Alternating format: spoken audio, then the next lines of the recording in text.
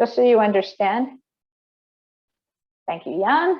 Jan is here with me doing all the IT support and also going to be a breakout room lead.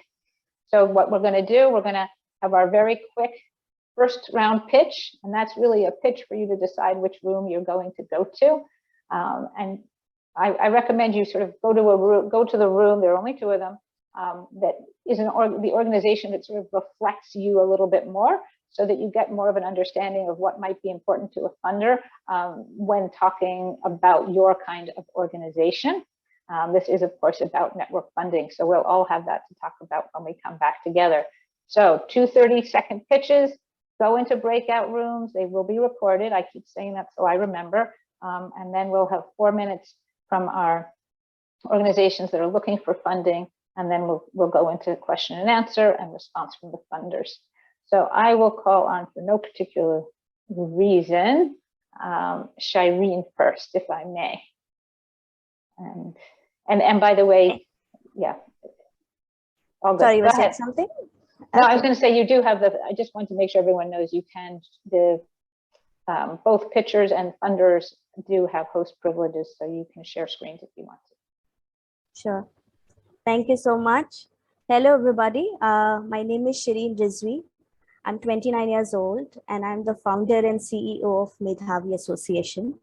What we do at Medhavi is help young people in India pursue a career of their choice that they're passionate about and live a life that they value. If you'd like to know more about my journey in the social sector for the last 10 years and how I'm building a self-sustaining community to support young dreams, you can join my room. Thank you. Thanks very much, Shireen. And Rachel. Thank you. Yeah, I'm Rachel from the System Sanctuary, with my co-founder Tatiana Fraser, who's also going to be joining in the breakout group. We teach and train people internationally on systems change and create peer learning groups that transform their sense of camaraderie and strengthen their leadership skills. And we're going to be sharing a vision to scale feminist system change practice and ecosystem building as a strategy to shift harmful systems and to support women's leadership for systemic change. More specifically, we want to hold up and train and bolster the capacity of about 250 women-identified leaders internationally who are already shifting dominant systems. Fabulous. Thank you. So we're now calling on Jan to break us into rooms, and you can choose which room you prefer. And we'll start, in about 30 seconds. So feel.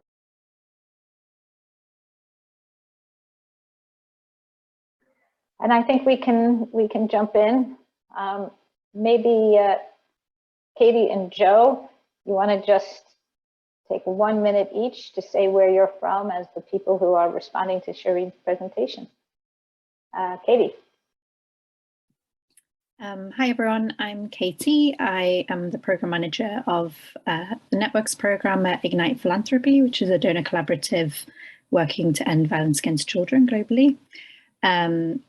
Yeah, really excited to be here with everyone and to hear Shireen's pitch. Thanks. Hi, Joe Collins. I am the Chief Innovation Officer at the Philanthropy Workshop, which is a community of about 400 philanthropists and private foundations.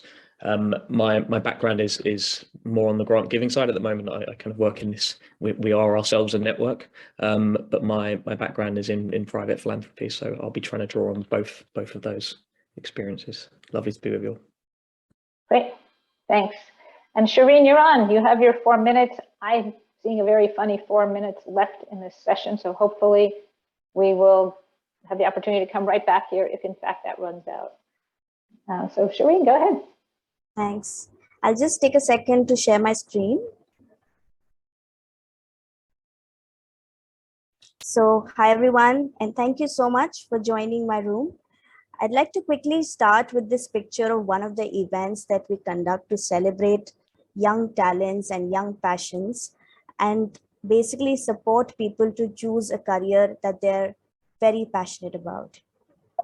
That brings me to the next picture of me with some of the young people that we work with on a daily basis.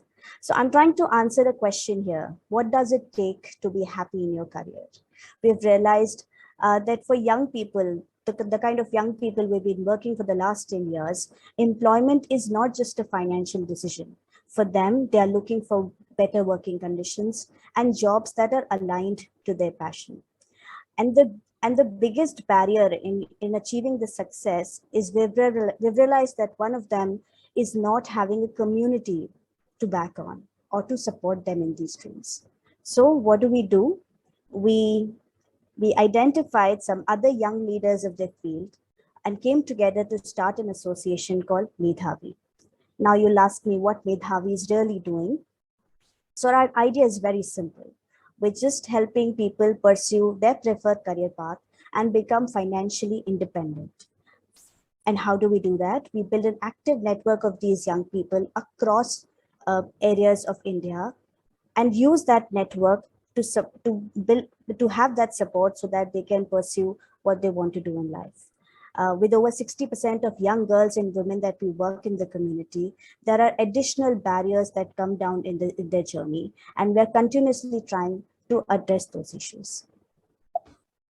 How do we do this? We create multiple platforms and opportunities for young people to reconnect, seek help, extend support, and most importantly, become leaders of their very own community. All of our programs have an element to provide exposure, awareness, skills, and the knowledge that can help them build a career of their choice. What do we want to do in the coming years? One, we want to identify 100 such young leaders who are willing to contribute back to this community and lead the way for more young people like them. We want to set up 20 independent city chapters where people are reaching out to each other and deciding a career of their choice. And lastly, continuously design and deliver programs that support the career dreams of 15,000 youth. So would you like to join us in our journey?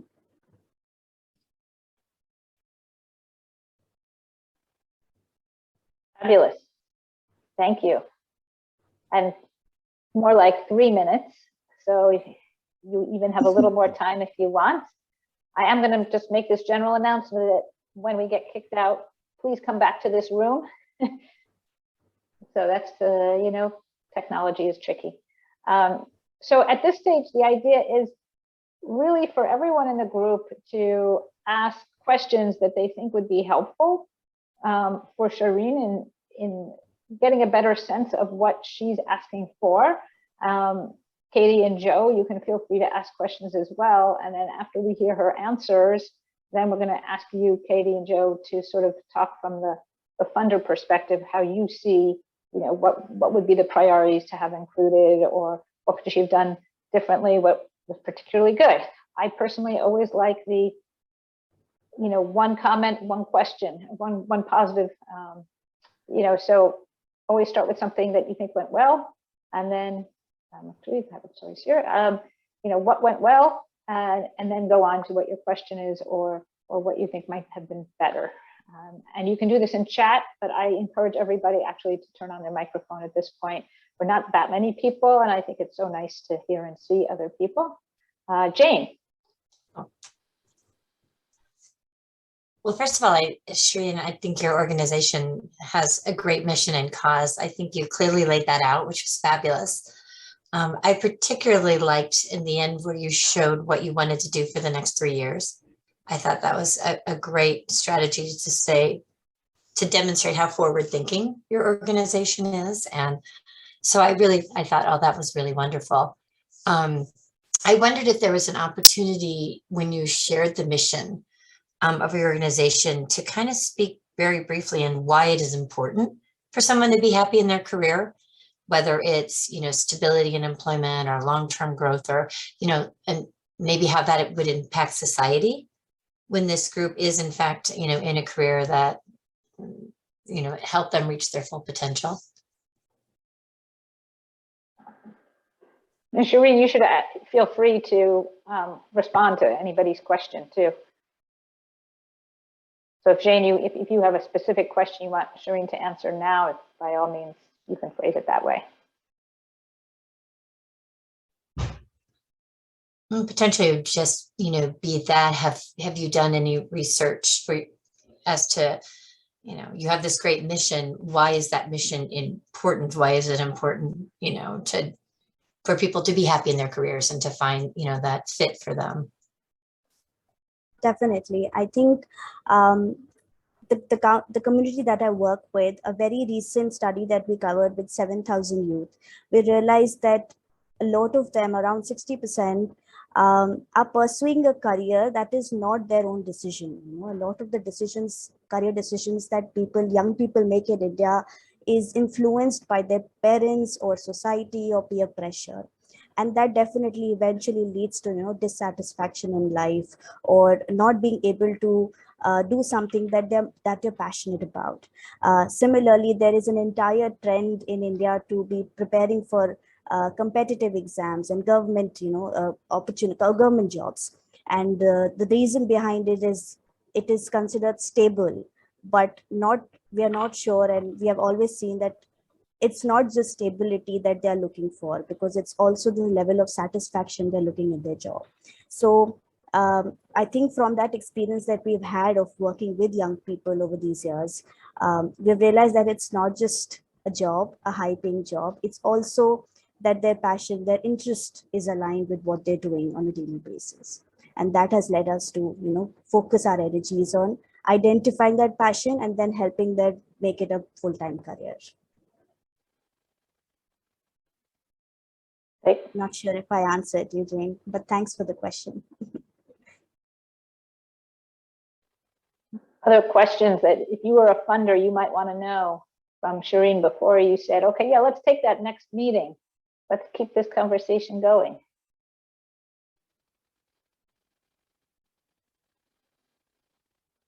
I mean, I have my own,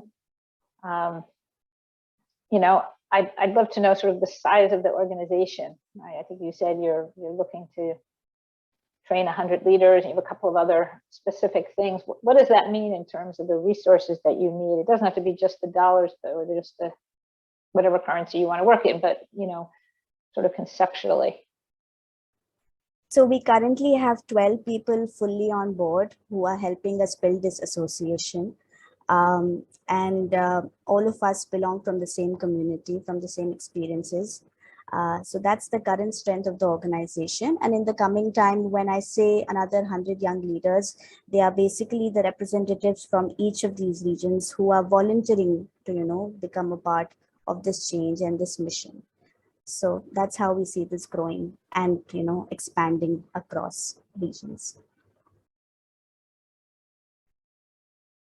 And how does it feel to be a founder at a young age? Very exciting.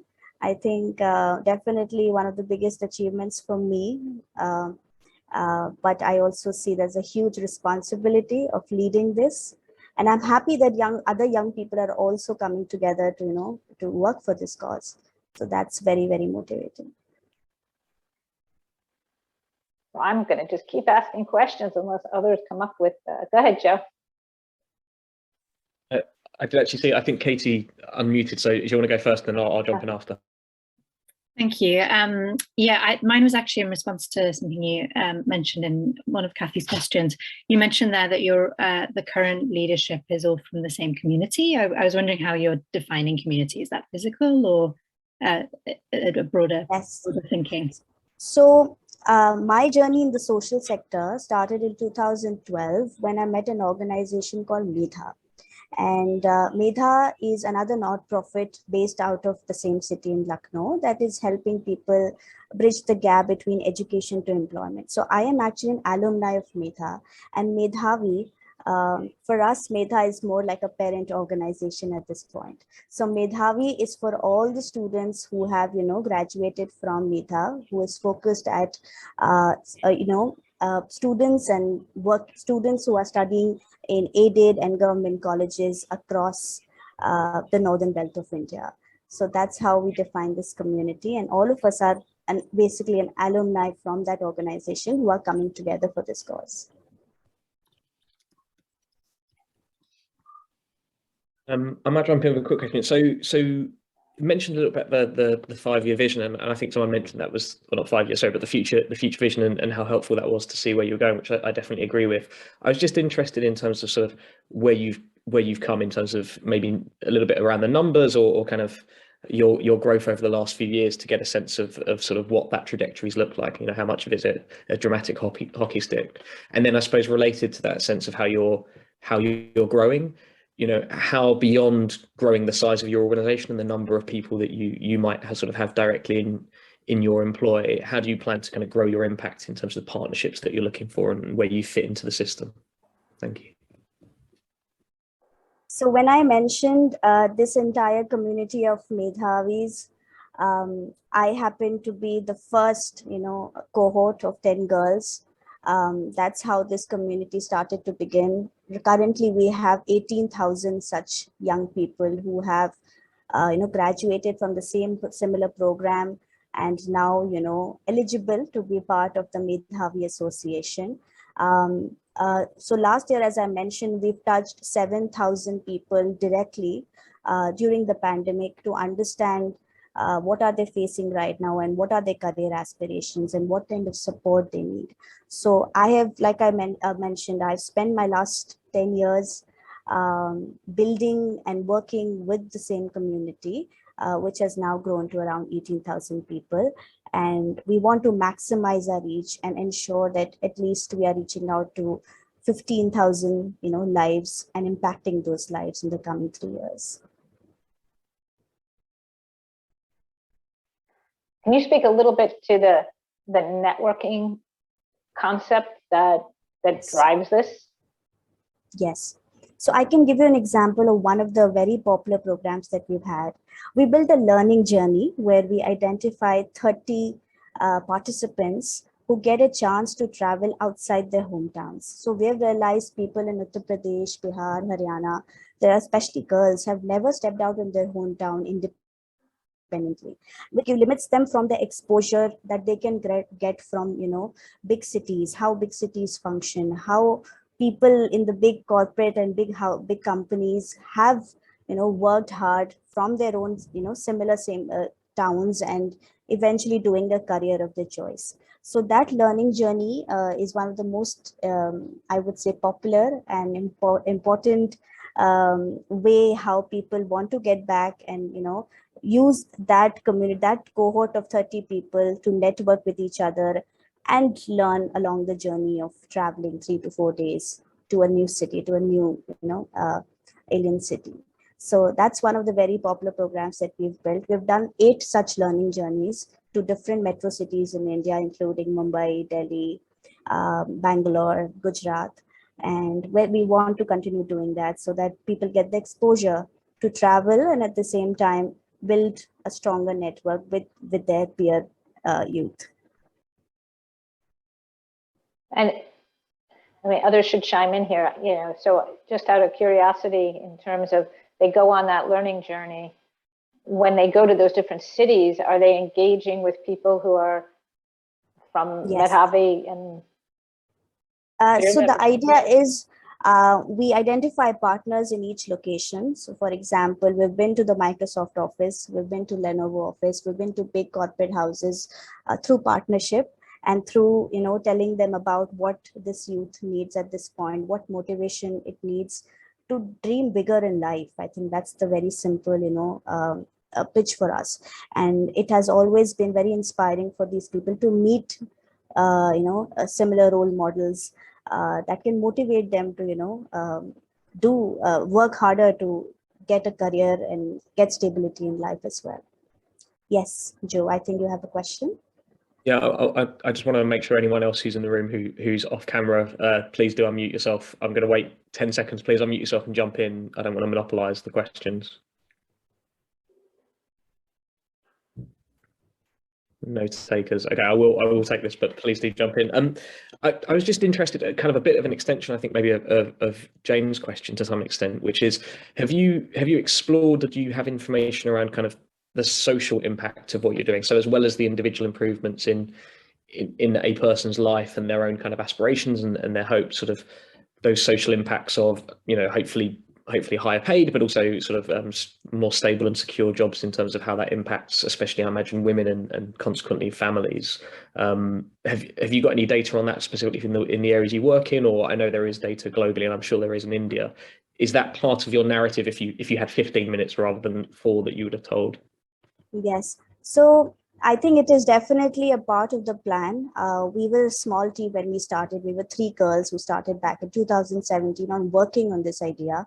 And we have done a rigorous research in the last 2 years for the young women participants to see what are the areas that stop them, or identify the barriers that lead them, not letting them be in the workforce. And like I mentioned, a lot of girls, have mentioned that there are so many, self-esteem issues because of which they are not able to pursue a career, to say. I mean, forget about, getting into their interest, but just taking the decision to work full time is not something that they're able to do because of the pressure that they're facing at home. To get married early, to not prioritize their education or work life. So I think these are some of the insights that we've had. And we've also seen the impact of having that sharing circle, or having that community support, when young girls can come together, talk about these issues, and at the same time, have that conviction that they can, overcome these barriers and pursue a career. So these are some experiences we've had, but I think we can definitely build on the data collection and basically putting out more numbers, a data-driven decision in the coming time as to why we want to continue working on this mission. Fabulous. And the timing is perfect. So although anyone is still welcome to comment or ask a question, I'm going to ask Katie and Joe if perhaps you could say, obviously 4 minutes is quick, and then Shireen's added a lot of other information, but even thinking towards, you invite her into your office, as it were, virtually or in person, to have a better, bigger discussion, longer discussion. What do you need from her? What do you want to hear from her about? What might she have covered even in the 4 minutes or in the Q&A that would make you be that much more interested in this amazing work that she's already doing? Not that I'm biased, but what would that be, and what would that next conversation look like that would lead you to think a funder, you as a funder or a liaison to a funder, would be valuable? Katie, I'm going to ask you to talk first. Sure. So I will just say, I think your initial pitch even for this room was really compelling, I think, and was really succinct, really, it kind of drew you in. And I think you had a really kind of nice manner in which you delivered that. So I think that was like such a beautiful start. And I think similarly with your presentation, I think that first slide first couple of slides really, but that first one in particular with the image of, the young woman kind of, I think it really spoke to kind of, it was just a really powerful start, I think, in kind of demonstrating the values, I think, and the impact that you're trying to achieve with your alumni members. So I think that was a really beautiful start. And I think actually even throughout in different ways, you've showed how you're centering the community or the network in different ways through the work. And that came through strongly. I think that there would have been ways for you to kind of, I think that got teased out more as you were speaking, but I think that was, that came through interestingly from the beginning. Just on that, I think it would be interesting in the kind of how you charted the way forward. I think you spoke to 100 young leaders, and the impression I got was that they would take on greater leadership responsibility within the network. I think it could have been interesting to say that maybe more explicitly and describe a little bit how that would work and how those leaders would be identified. To in some ways to show that I think there would be risk in how some of the numbers of perceiving a very centralized network in terms of a smallish leadership team and a very large alumni. So I think demonstrating how members of the alumni network were kind of taking leadership roles would be really interesting to hear more on. And I think a little bit speaking to one of Joe's questions, I think the big question for me was understanding really how the work fit into the larger system. So I think, exploring that a little bit more, understanding kind of which other organizations you're working in partnership with, and seeking to complement. I think that would be interesting to understand, particularly from not just other nonprofits, but also kind of the wider systemic kind of piece out there. And then I think the other question for me was twofold, I suppose. First, on understanding the impact, both of the past or beyond kind of just numbers, and that are kind of numbers of people. I think that could be, and even if that's through a kind of case study format, maybe. And then kind of alongside that, understanding maybe what's not worked or what your lessons learned are over the past 10 years. I think that just helps to demonstrate kind of a learning culture within the organization, and that you're reflecting on these pieces. Oh, and sorry, just very last piece. I think it came through more in the Q&A, but I think speaking to your story as a founder and collectively with the other people involved as well, I think is quite compelling. So I think I would speak to that more from the outset as well. Thank Fabulous. you. Should I jump in, Kathy, or please jump in? You're going to have a very short time, and then we're going to go back to the main session. You've like Sorry. 2 minutes. No, that's great. All good. No, I mean, I think a lot of what Kate said really resonated with me, and I think, one thing, it's always going to be about you and the vision as much as it's ever going to be about the kind of substance, the real detail of that content. So, I thought that the deck was great, but you easily could have done that without. And I think, to Katie's final point, that piece around your journey is really valuable, partly because you are an example of what this network can do. So I think that's really compelling. And I think, to Katie, sort of one of her points around the photo at the start, often you see a photo as just like an opening thing. And actually, I think the fact that you stopped, paused and explained why it was relevant was great. And again, that question at the beginning was really useful because it humanizes it. It's a question that works wherever you are in the world, whatever your role is. So I thought both of those pieces were good. I think you could, one of the challenges I think anyone has with networks is they're a bit opaque. They're not as tangible. And so I think you sort of can almost take two options, which is you do a case study, you build a narrative, and there's almost a counterfactual, right? What happens if I'm not there? What happens if an organization isn't there? And here's an example of a person's journey, and you can see that change more realistically. Or you go down the route maybe of a bit more of a theory of change, where you're really demonstrating kind of why you need to be there and not kind of making assumptions. And I think you did a bit of both, and maybe that works, but potentially if you have a short time, choosing one of those two narratives, depending on the kind of people. But I think that case study can be great. I would have loved to have got a little bit of, and I know you didn't give us some numbers, and that wasn't the pitch, but I think anytime you're asking for money, whether it's a specific amount or not, just explaining why it's so catalytic, right? Speak to the ego. Every funder somewhere in there has an ego, right? And especially if you're speaking to private funders, it's like, if you back us, this is what we're going to do. This is the impact that your money is going to have. It's going to change things. It could be great. And then the last thing I'd say, because I'm aware of time, is I think something about that, like the intersectionality of your work is really interesting, because it obviously is looking at sort of issues around gender, it's looking at youth, it's looking around education/employment. And so that creates real challenges, because sometimes you're almost going to be on the edge of everyone's funding, especially as it's a network. But I think if you can find ways to weave that intersectionality to really explain it, it then also opens out a variety of different funders that you can kind of engage with. Doesn't make it easier, but I can see that as an opportunity where quite disparate type of funders could convene around your sort of vision.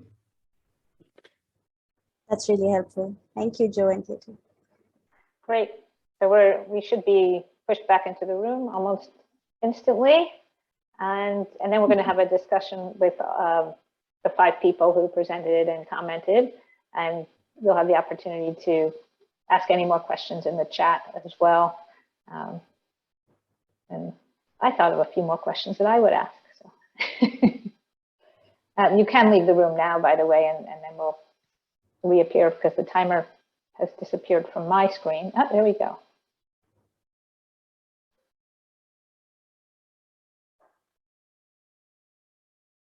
the 1 minute, we got our 1 minute warning, 1 minute after I thought we would. So we're early, good for us.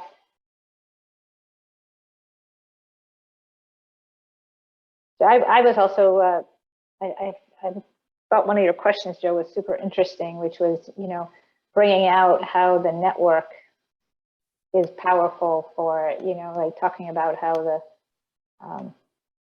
being able to get into Microsoft or Lenovo or whatever is a result of what you're doing in and of itself. Very compelling. Welcome back, everybody.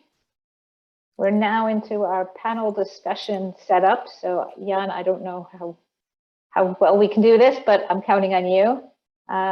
It is really a discussion amongst our 5 speakers. We had a fabulous conversation. I thought it was super interesting to hear what Shireen does and get Katie and Joe's comments on it. So I think maybe we'll just do a 2-minute maybe report out from each room so people know what they heard. And I think I will ask our funders perhaps if they would speak to kind of what they heard and maybe get the conversation going that way. I'm going to ask Shireen from the Ford Foundation if you could go first, because I didn't hear your session, and then Katie and or Joe maybe can talk about the other side. Sure, I'll try and give the project its justice. It's a just showing. But essentially, we heard about a really amazing program that would help to train women leaders around the world in feminist systems change. And the 2 practitioners who are leading this program have a deep history in doing this work and in developing new programs, and have a far reach sort of all over the world in terms of networks of women that could benefit from this. Just very briefly, some of the feedback that we shared around the presentation, they did a short PowerPoint presentation and both of them presented, which I meant to comment was also really nice to hear from both leaders of the program. We wanted to understand more concretely who the women were and what impact they were making in the world. So based on their track record of having worked with women leaders in this feminist systems change work, could they give us like a story of one of the women and how the work that she then did, impacted the society that she was a part of? And I think the other piece that we talked about is like not assuming that a funder is going to know what we mean when we say feminist systems change, that we should sort of break down or help define what some of that, lingo means that might be well understood in our fields, but not maybe widely understood. And the third point of, I think, feedback was really around the budget and if what they were asking for was really enough to scale the work that they were doing, or if they actually should look at the numbers and ask for more. So I'll stop there and welcome if you want others from our room to comment, or if we want to go and talk through what happened in the. Yeah, I think maybe Katie, you can just give the same kind of overview from our room, and then people should ask whatever they want to ask of whomever they want to ask it. Sure, I'll similarly try and do it justice. Yes, so Shireen presented her vision for Medhavi Association, which is a network working to support young people to pursue the careers of their choice, overcome barriers, and really be more fulfilled, I guess, within their work and their careers. Some of the feedback so Joe and I collectively gave was, I guess, partly how powerful Shireen's story and journey is in itself, and that she should describe that more, including kind of lessons over the past 10 years. Also kind of to understand more this wider system that it operates within and how that's kind of contributing to broader systems change in that way. And understanding kind of who the partners are and what systems she's complementing through that work. And then I think Joe spoke to a really interesting point around the intersectionality of the work that came through really strongly, and how to lean into that as an asset really, rather than within the kind of funding space, rather than potentially kind of that being a barrier to kind of fitting into funder, otherwise funder kind of meat boxes. I'm paraphrasing there, but yeah. Joe, anything you'd add? I feel like I didn't cover it super well, but yeah, I'll stop there. Great, thanks. So I think the first thing I would say is, Shireen, Rachel, Tatiana, what questions would you ask the funders? Like, what do you want to know for your next step or your next pitch? And then I welcome anybody's questions of every, on either side or overall, like what are funders looking for, how to approach it. But Shireen, Rachel, and Tatiana, sort of turning it around so you can ask whatever you want to get a better insight on what you should be talking about. Shireen, you're nodding, so feel free to go ahead and ask the question. I want to first say thank you to everybody for this opportunity. This is actually my first pitch as a founder of this association. We founded this association back in February this year. So it's a very first pitch that I'm making to any funder. So thank you so much for the feedback. I wanted to ask a challenge that I have at this point is, like I mentioned, I have worked for this community in different capacities in the past years, and this is the first time I'm having a separate association to fully focus on these issues. But we've been a small team, and there isn't a lot of, I would say, data-packed insights that we can bring on the table at this stage. So I heard you when you said that case studies are really helpful at this point. Talking about how that transformation change happened through these engagements and these networking. But what can we do at this point if I want to support, if I need funding for this association? And I know that being data driven and getting that data insights is a process that we will adopt in the coming time. I know it's a big challenge at this point. So what do we do at that position?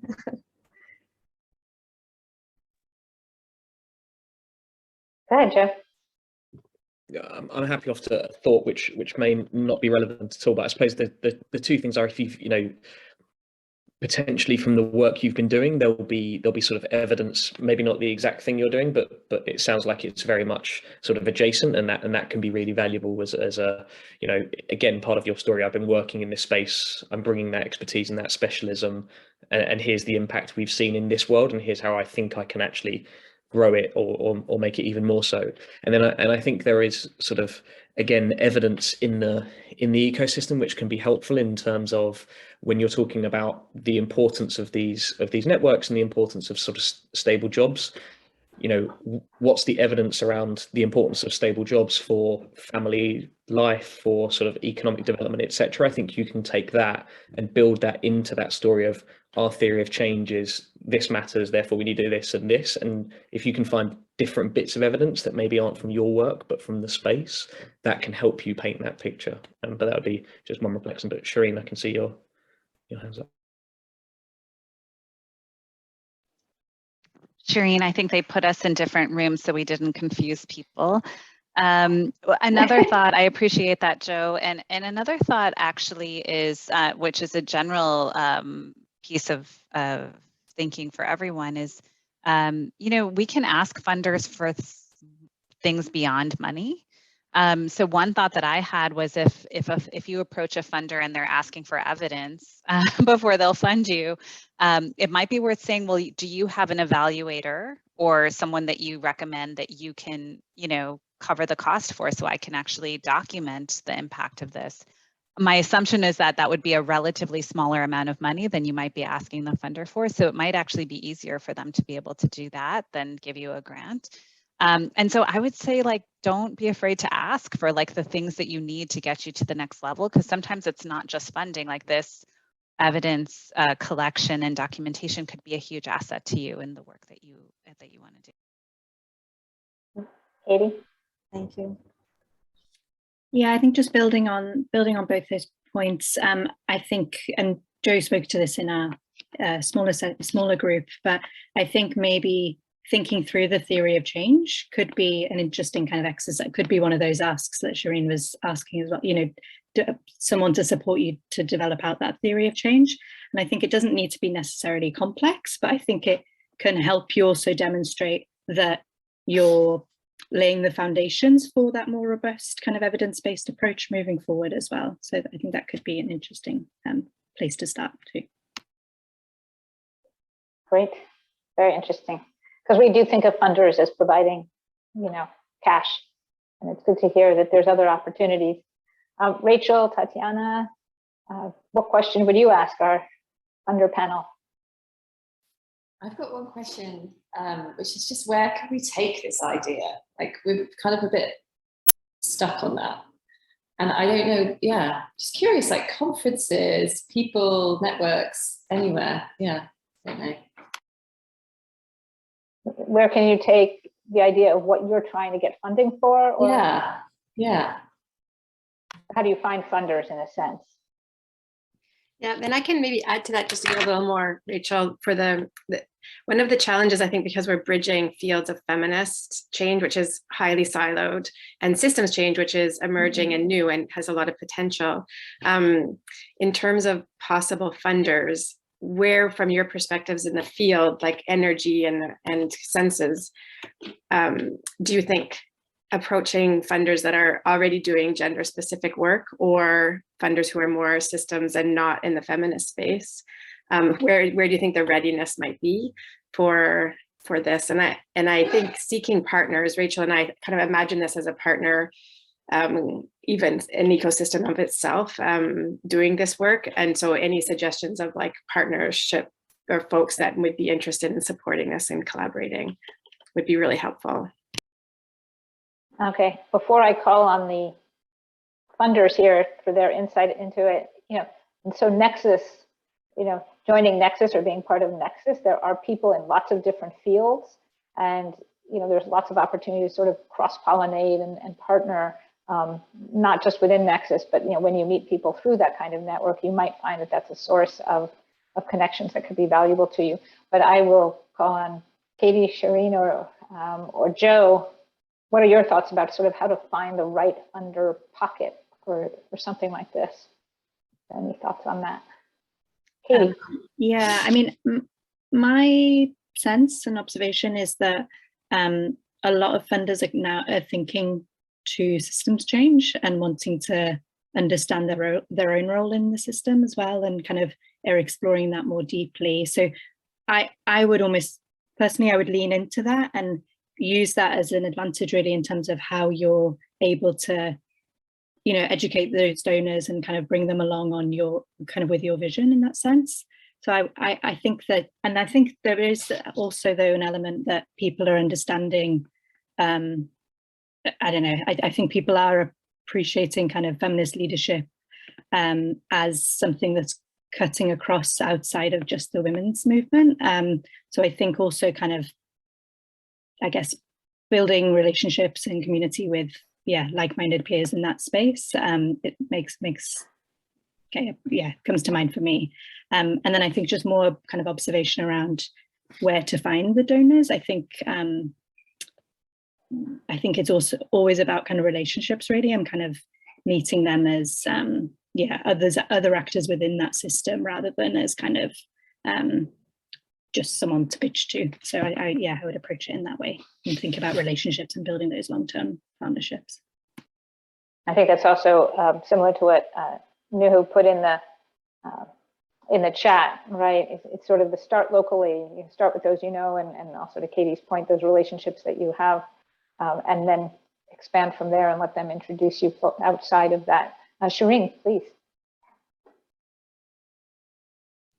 Yeah, thank you.